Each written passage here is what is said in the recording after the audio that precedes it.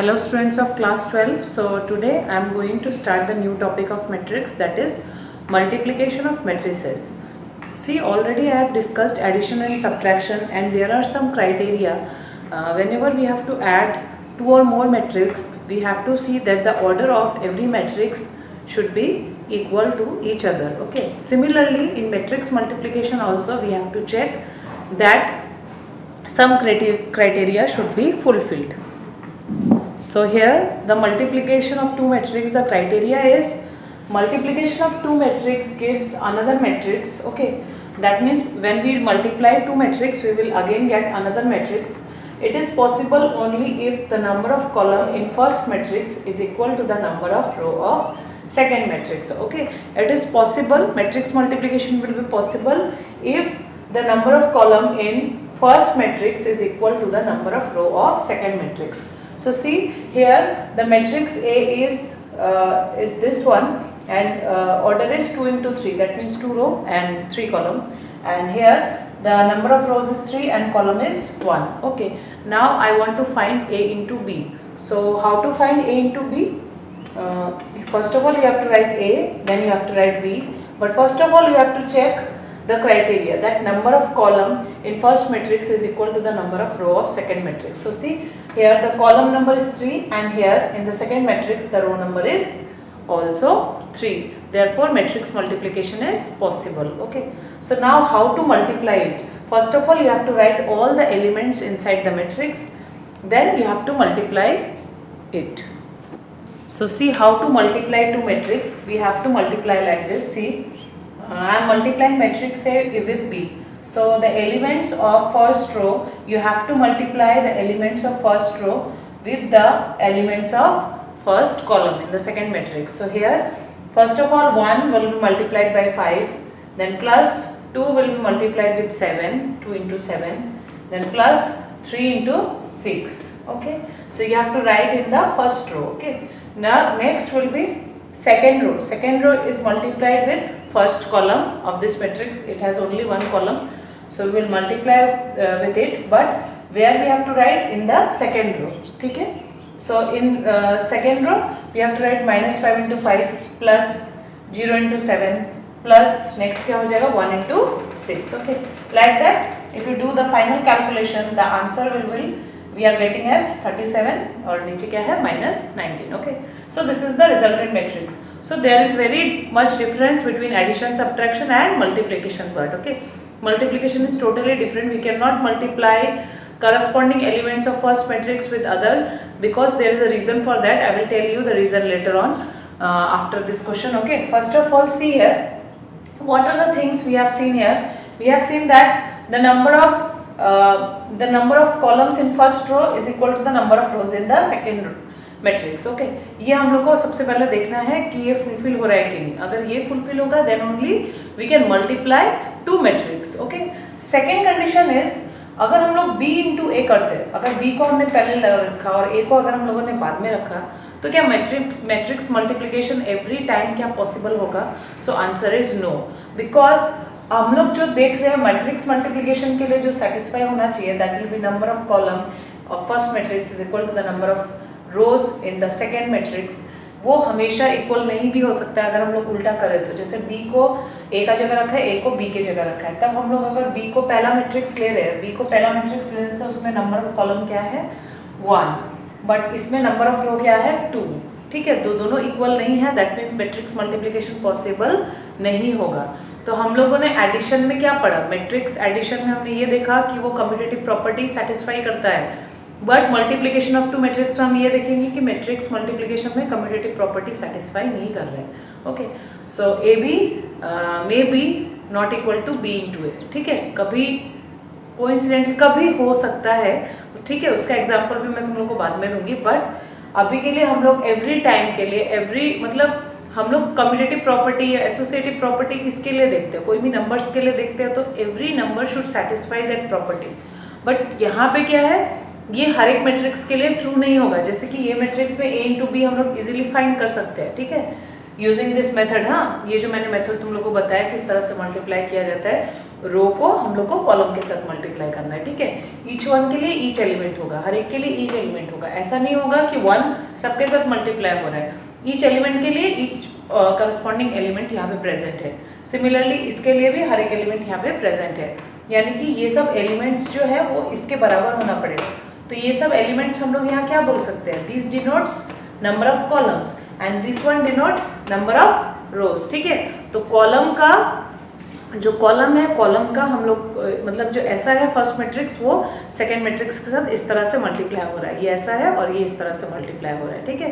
Corresponding elements के साथ यहाँ का करस्पॉन्डिंग एलिमेंट्स के साथ मल्टीप्लाई हो रहा है, ठीक है। तो यहाँ पे अगर हम लोग b इंटू ए लिखते हैं तो b इंटू ए डिफाइंड ही नहीं होगा, बिकॉज जो क्राइटेरिया सेटिस्फाई होना चाहिए, फुलफिल होना चाहिए, वो क्राइटेरिया फुलफिल नहीं होगा इस केस में, ठीक है। सो देखो मैं मैट्रिक्स मल्टीप्लिकेशन के लिए एक सिंपल सा एग्जांपल में दे रही हूँ।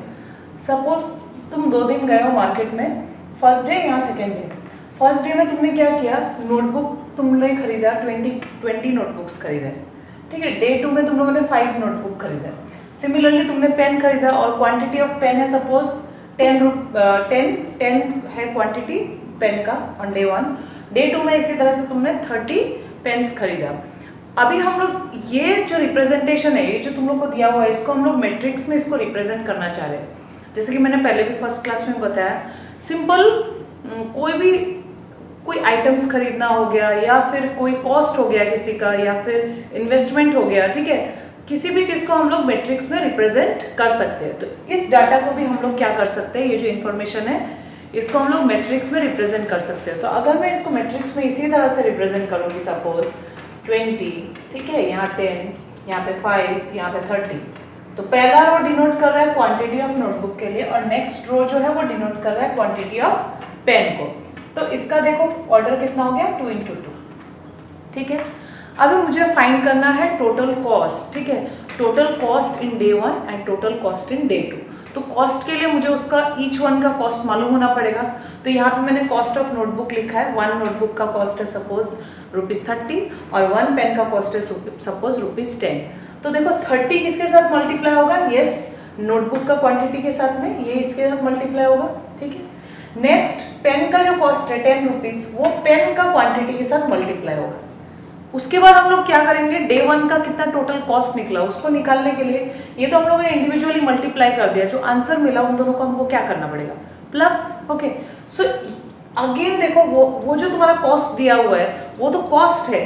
ये जो मैट्रिक्स है वो हमने किसके लिए रिप्रेजेंट किया है, फॉर क्वांटिटी ओनली। बट वो वाला जो मैट्रिक्स हम लोग यानी वो वाला इन्फॉर्मेशन को भी हम लोग को मैट्रिक्स में रिप्रेजेंट करना है, बट वो तो क्वांटिटी नहीं है, दैट इज द कॉस्ट, ठीक है। तो कॉस्ट को हम लोग को अलग मैट्रिक्स में हम लोग को दिखाना पड़ेगा, बिकॉज वो कॉस्ट को डिनोट कर रहा है और ये वाला डिनोट कर रहा है तुम्हारा क्वांटिटी को। तो कॉस्ट के लिए हम लोग किस तरह से मैट्रिक्स को बनाना पड़ेगा, देखो हम लोग किस तरह से बनाएंगे ताकि वो 30 जाके 20 से मल्टीप्लाई हो और 10 जाके किससे मल्टीप्लाई हो, वो 10 से, ठीक है, इससे। तो हम लोग कैसे लिखते हैं, देखो 30, यहाँ पर मैंने लिखा 10, ठीक है। तो अभी देखो ये 30 मल्टीप्लाई हो जाएगा 20 से और ये 10 किससे मल्टीप्लाई होगा, 10 से। ये हो गया तुम्हारा डे 1 का कॉस्ट। लेकिन 30 को 20 से मल्टीप्लाई करने के बाद 10 को 10 से मल्टीप्लाई करने के बाद जो आंसर मिल रहा है दोनों को लास्ट में प्लस भी करना होगा, ताकि हम लोग टोटल कॉस्ट डे 1 का फाइंड कर सके कितना हम लोग का पैसा हुआ। सिमिलरली डे 2 के लिए भी ऐसे ही करना होगा, यानी ये रो इसके साथ मल्टीप्लाई होगा, मतलब इस कॉलम के साथ, है ना। तो 30 और 5 मल्टीप्लाई होगा, 10 और 30 मल्टीप्लाई होगा, ठीक है। तो उसी तरह सेम तरीके से हम लोग करेंगे। तो देखो सेकेंड वाला जो मैट्रिक्स है उसका ऑर्डर है 2 × 2, बिकॉज 2 रो 2 कॉलम है। सिमिलरली से देखो फर्स्ट का हम लोग अगर मैट्रिक्स का रो कॉलम जानना चाहते हैं तो हम लोग रो कॉलम को इजीली फाइंड कर सकते हैं। तो क्या होगा, रो 1 रो है और कॉलम कितना है, 2 है, ठीक है। तो अभी हम लोग क्या करेंगे, हम लोग किस तरह से मल्टीप्लाई कर रहे थे, रो को इसको कॉलम के साथ करना पड़ेगा, तब जाके हमारा फाइनल आंसर मिल जाएगा, हम लोग को कॉस्ट मिल जाएगा। तो देखो 30 कैसे मल्टीप्लाई हो रहा है, 30 × 20, ठीक है, प्लस 10 × 10। ये हो गया हमारा डे 1 का कॉस्ट, ठीक है। डे 1 का कॉस्ट है यहाँ पे लिखना है। डे 2 का कॉस्ट को फिर इस जगह में लिखना है, मैट्रिक्स के सेकंड पोजीशन में, यहाँ पे, ठीक है, क्योंकि 1 वाला पोजीशन यहाँ है, 2 वाला पोजीशन उसी के साथ में है, तो साथ में लिखेंगे। तो देखो ये रो को ये कॉलम के साथ मल्टीप्लाई करना है, यानी 30 × 5। तो 5 था quantity of notebook on day 2, ठीक है, 30 इंटू 5 प्लस ये क्या हो जाएगा 10 इंटू 30। अभी देखो फाइनली ये हो जाएगा 600 और ये हो जाएगा 100, तो 700 एंड ये हो जा रहा है तुम्हारा 150 और ये हो जा रहा है तुम्हारा 300, सो 300 प्लस 150 यानी 450। सो हम लोग ऐसा करके क्वेश्चन को इजीली सॉल्व कर सकते हैं। तो ये क्या था, देखो डे 1 को ऐसे लिखा था, डे 2 को ऐसे लिखा था, ठीक है। अभी तुम लोग क्लियर हो रहा होगा। तो इस तरह से मैट्रिक्स मल्टीप्लिकेशन हम लोग को एग्जाम्पल में, कोई भी एग्जाम्पल में हम लोग इस तरह से पुट कर सकते हैं। मैट्रिक्स मल्टीप्लिकेशन का यहाँ पे यूज़ है, ठीक है। तो तुम लोग को ये देखना है कि हम लोग को जो मैट्रिक्स हम लोग ले रहे हैं वो मैट्रिक्स किसको डिनोट कर रहे हैं। जैसे यहाँ पे जो सेकेंड मैट्रिक्स है, it denotes quantity and the first matrix denote the cost of the each item. तो यहाँ पे तुम अच्छे से देखो, जो हमने डे 1 और डे 2 में सामान खरीदा वो कितना सामान था, 2 नोटबुक और पेन। तो हम लोग को उसी का कॉस्ट चाहिए, ठीक है। बाकी का कॉस्ट से हम लोग क्या करेंगे, 2 का ही कॉस्ट चाहिए। यानी कि जो पहला मैट्रिक्स हम लोग को बनाना है उसमें कॉस्ट ऑफ पेन और क्या होगा, नोटबुक होगा। तो उसके लिए तुम्हारा कितना कॉलम है, देखो 2 कॉलम है, बिकॉज ऑब्जेक्ट तो हम लोग को 2 के लिए हम लोग को इन्फॉर्मेशन दिया है, तो 2 है। तो उसीलिए यहाँ पे भी क्या होगा, यहाँ पे भी तुम्हारा देखो यहाँ पे 2 नंबर ऑफ कॉलम है, तो यहाँ पे रो का नंबर कितना होना चाहिए, 2 होगा। इसीलिए मैट्रिक्स मल्टीप्लिकेशन के लिए क्या क्राइटेरिया है, that the number of column should be equal to the number of row of second matrix, ठीक है। तो ये याद रखना है। और एक चीज़ यहाँ पे मैं अभी तुम लोग को बताने वाली हूँ, जो फाइनल जो मैट्रिक्स आएगा हमारा, वो फाइनल मैट्रिक्स का ऑर्डर देखो कितना है, इसका ऑर्डर देखो कितना है, रो है इसका 1 और कॉलम क्या है 2, ठीक है। ये तुम लोग को ध्यान देना है, ठीक है। फाइनली यहाँ से तुम्हारा बहुत सारा क्वेश्चन तुमको मिलेगा। सपोज पहला मैट्रिक्स का कुछ ऑर्डर दिया होगा, सेकंड का कुछ दिया होगा, मल्टीप्लाई करने के बाद जो मैट्रिक्स आ रहा है उसका कितना ऑर्डर होगा। तो इस टाइप का क्वेश्चन बोर्ड में आता है, ठीक है। 1 मार्क क्वेश्चन आता है इस तरह का। सो अभी नेक्स्ट मैं थोड़ा बहुत बताऊंगी मैट्रिक्स मल्टीप्लिकेशन का जो प्रॉपर्टीज है वो सब मैं डिस्कस करूंगी। सो इम्पॉर्टेंट प्रॉपर्टीज है मैट्रिक्स मल्टीप्लिकेशन का। First, matrix multiplication is associative. तो देखो सबसे पहले हम लोग कम्यूटेटिव लॉ पढ़ते हैं, बट इस केस में ए इंटू बी यानी commutative property A into B is not equal to B into A. हर एक केस में ये इक्वल नहीं भी हो सकता है। तो तुम लोग बुक में भी देखना, मे और मे नॉट बी इक्वल, यानी कभी किसी केस में हो भी सकता है, नहीं भी हो सकता है। So in every case it is not true, okay. So it is not commutative. Overall हम लोग क्या बोलेंगे, matrix multiplication is not commutative. But second is associative, it is associative. Third one is distributive law, distributive property. Distributive law तुम लोग जानते ही हो, this is multiplication over addition, this will satisfy in case of properties of, in case of matrix multiplication, ठीक है। Distributive property true है। तो यहाँ पे देखो a into B plus C को हम लोग क्या लिख सकते हैं, a into B plus a into C, यानी इसका value will be equal to this one. यानी b और c को हम लोग पहले ऐड कर रहे हैं, फिर उसके बाद ऐड करने के बाद जो वैल्यू आ रहा है उसको a के साथ में मल्टीप्लाई कर रहे हैं, ठीक है। ये वैल्यू ट्रू होगा इसके साथ, या मतलब इसका वैल्यू कैसे, इसका वैल्यू का इक्वल होगा। नेक्स्ट है नंबर 3, a को अगर हम लोग आइडेंटिटी मैट्रिक्स के साथ मल्टीप्लाई करें तो हम लोग को a ही मिल जाएगा। तो यहाँ पे देखो, अगर तुम देखोगे तो ये चीज़ जो है वो कम्यूटेटिव प्रॉपर्टी ही सेटिस्फाई कर रहा है। देखो a into I is equal to I into A.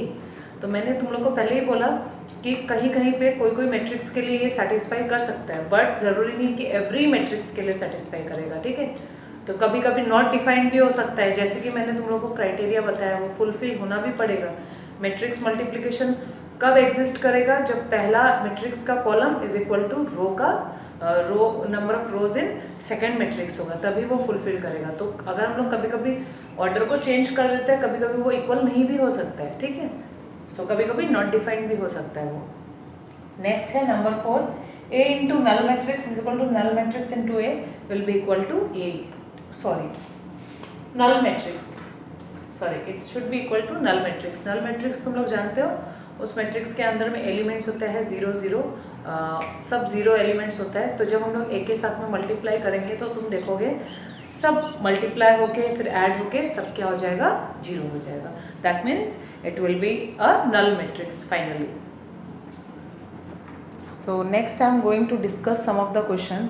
So see, if a matrix A is this one and a square is equal to ka, बोला है a स्क्वायर और ka का value क्या है, बराबर है। तो हम लोग को फाइंड करने के लिए दिया है k का value, k is a scalar, ठीक है। तो हम लोग सबसे पहले लेफ्ट हैंड साइड में क्या फाइंड करेंगे, a स्क्वायर। दैट मीन्स इसी को हम लोग 2 बार मल्टीप्लाई करेंगे, ठीक है, और राइट हैंड साइड में क्या करेंगे, के को मैट्रिक्स ए के साथ में मल्टीप्लाई करेंगे। ठीक है, तो मैं पूरा इक्वेशन को मैं लिख दे रही हूँ पहले।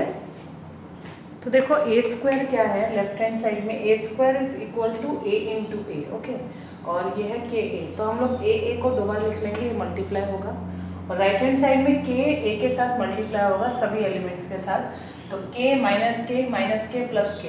और यहाँ देखो पहले हम लोग किसको मल्टीप्लाई कर रहे हैं, तुम लोग अगर प्रॉब्लम होता है तो तुम लोग क्या करना, इस तरह से पेंसिल से फर्स्ट रो और फर्स्ट कॉलम को मार्क कर लो।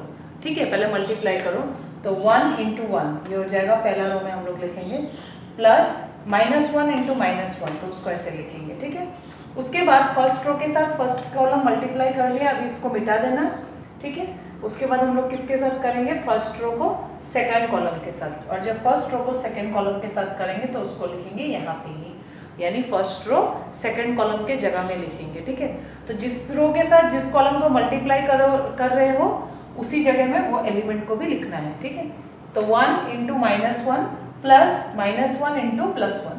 ठीक है, तो ये अभी ये रो और ये कॉलम का काम खत्म हो गया, तो अभी हम लोग क्या करेंगे, इन सबको मिटा देंगे। नेक्स्ट हम लोग स्टार्ट करेंगे सेकेंड रो का बारी आएगा। ठीक है, इस तरह से फर्स्ट रो, अभी सेकेंड रो को किसके साथ करना होगा, फर्स्ट कॉलम के साथ, तो सेकेंड रो फर्स्ट कॉलम को करेंगे तो उसी के जगह में लिखेंगे सेकेंड रो फर्स्ट कॉलम में। सो -1 इंटू +1 प्लस 1 इंटू -1, तो 1 इंटू -1। ठीक है, यहाँ तक। नेक्स्ट अभी सेकेंड रो का फर्स्ट कॉलम के साथ मल्टीप्लिकेशन हो गया, so next we will start with the second column. तो अभी देखो -1 इंटू -1 प्लस 1 इंटू 1, ठीक है, इज इक्वल टू जो था वही रहेगा, ये वाला एलिमेंट। ठीक है, ये वाला मैट्रिक्स। तो अभी इसको सॉल्व किया हम लोगों ने, तो ये 1 + 1 ये 2, ये वाला हो गया -2, ये भी हो गया -2, और ये हो गया +2, और ये इक्वल है इस मैट्रिक्स का। अभी हम लोग को ऑलरेडी मालूम है दो मैट्रिक्स इक्वल है, यानी उनका ऑर्डर सेम है, तो हम लोग उसका करस्पॉन्डिंग एलिमेंट्स को उसका करस्पॉन्डिंग एलिमेंट का इक्वल कर सकते हैं। तो यहाँ से देखो k का वैल्यू क्या आ जा रहा है, पहला वाला एलिमेंट से हमको मिल जाएगा k = 2। अगर तुम चाहो तो second row first row second column का भी देख सकते हो एलिमेंट, -2 = -k, तो माइनस माइनस कैंसिल हो जाएगा, तो finally you will get the value of k as 2। तो k is the value 2 is the value for which this equation will be a true equation, that is a² = ka। ठीक है, सो आज के लिए होगा इतना ही, और एक इसका टॉपिक बाकी रह गया, दैट इज इन्वर्टिबल मैट्रिक्स। वो बहुत ही इंपॉर्टेंट टॉपिक है, मैं उसको नेक्स्ट क्लास में डिस्कस करूँगी, बट उससे पहले मेरा एक क्लास होगा जो मैं डिस्कशन करूँगी बाकी सारा क्वेश्चन के ऊपर, जो मैट्रिक्स के ऊपर जो क्वेश्चन है, मैट्रिक्स मल्टीप्लिकेशन के ऊपर मैं वो क्वेश्चन में डिस्कस करूँगी, उसके बाद मैं स्टार्ट करूँगी invertible matrix. So thank you.